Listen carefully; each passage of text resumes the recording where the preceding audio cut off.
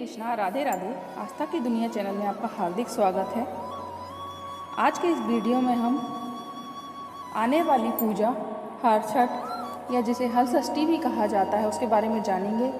इसकी क्या पूजा विधि है, किन बातों का इस व्रत में ध्यान रखना चाहिए, किस चीज़ का सेवन करना चाहिए, किस चीज़ का सेवन नहीं करना चाहिए और क्या है इसकी कथा आज के इस वीडियो में हम जानेंगे। वीडियो शुरू करने से पहले यदि आप मेरे चैनल पर पहली बार आए हैं तो एक रिक्वेस्ट है, चैनल को सब्सक्राइब कर लीजिए और यदि वीडियो अच्छा लगे तो लाइक भी करिएगा। चलिए वीडियो शुरू करते हैं। भाद्र माह के कृष्ण पक्ष की षष्ठी को यह पर्व भगवान श्री कृष्ण के ज्येष्ठ भ्राता यानी भाई श्री बलराम जी के जन्मोत्सव के रूप में मनाया जाता है। इसी दिन श्री बलराम जी का जन्म हुआ था। श्री बलराम जी का प्रधान शस्त्र हल तथा मूसल है, इसी कारण से हलधर भी कहा जाता है। उन्हीं के नाम पर इस पर्व का नाम हल षष्ठी पड़ा। भारत के कुछ पूर्वी हिस्सों में इसे ललई छठ के नाम से भी जाना जाता है। अब हम जानेंगे कि हर छठ का व्रत कैसे करें। प्रातःकाल स्नान आदि से निवृत्त हो जाएं, उसके पश्चात स्वच्छ वस्त्र धारण करें और गोबर लेकर आएं। इसके बाद पृथ्वी को लीप कर एक छोटा सा तालाब बनाएं। इस तालाब में झरबेरी, ताश तथा पलाश की एक एक शाखा बांधकर बनाई गई हर छठ को गाड़ दें। इसके पश्चात उसकी पूजा करें। पूजा में सतनाजा यानी 7 तरह का अनाज आपको चाहिए, जैसे कि चना, जौ, गेहूँ, धान, अरहर, मक्का तथा मूंग। चढ़ाने के बाद धूल, हरी, कजरिया, होली की राख, होली पर भुने हुए चने के होरा तथा जौ की बालें चढ़ाएं। हर छठ के समीप ही कोई आभूषण तथा हल्दी से रंगा हुआ कपड़ा भी रखें। पूजन करने के बाद भैंस के दूध से बने मक्खन द्वारा हवन करें। उसके पश्चात कथा कहें अथवा सुनें। अब इस व्रत की क्या विशेषता है, इसमें किस किस बातों का ध्यान रखना चाहिए, जानेंगे हम।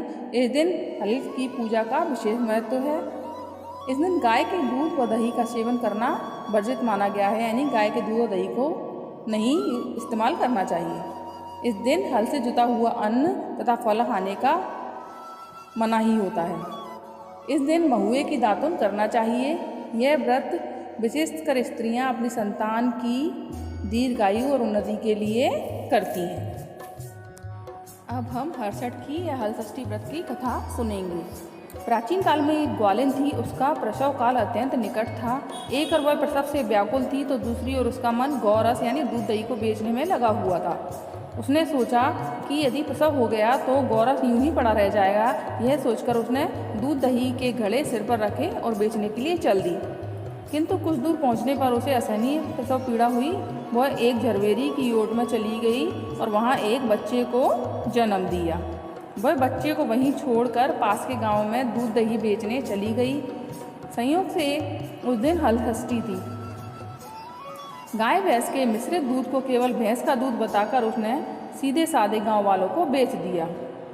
उधर जिस झरबेरी के नीचे उसने अपने बच्चे को छोड़ा था उसके समीप ही खेत में एक किसान हल जोत रहा था। अचानक उसके बैल भड़क उठे और हल्का फल शरीर में घुसने से वह बालक मर गया। इस घटना से किसान बहुत दुखी हुआ, फिर भी उसने हिम्मत और धैर्य से काम लिया और उसने झरबेरी के कांटों से ही बच्चे के चिरे हुए पेट में टाँके लगाए और उसे वहीं छोड़कर चला गया। कुछ देर बाद ग्वालिन दूध बेचकर वहां आ पहुंची।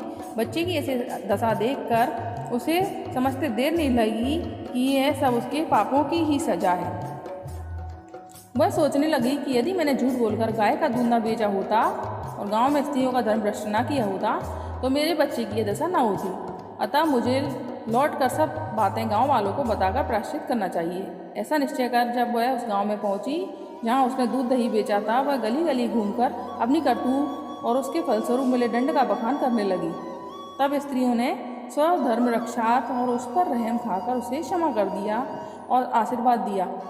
बहुत सी स्त्रियों द्वारा दिए हुए आशीर्वाद को लेकर जब वह पुनः झरबेरी के नीचे पहुंची तो यह देखकर आश्चर्यचकित रह गई कि वहां उसका पुत्र जीवित अवस्था में पड़ा है। तभी उसने स्वार्थ के लिए झूठ बोलने को ब्रह्म हत्या के समान समझा और कभी न झूठ बोलने का प्रण लिया।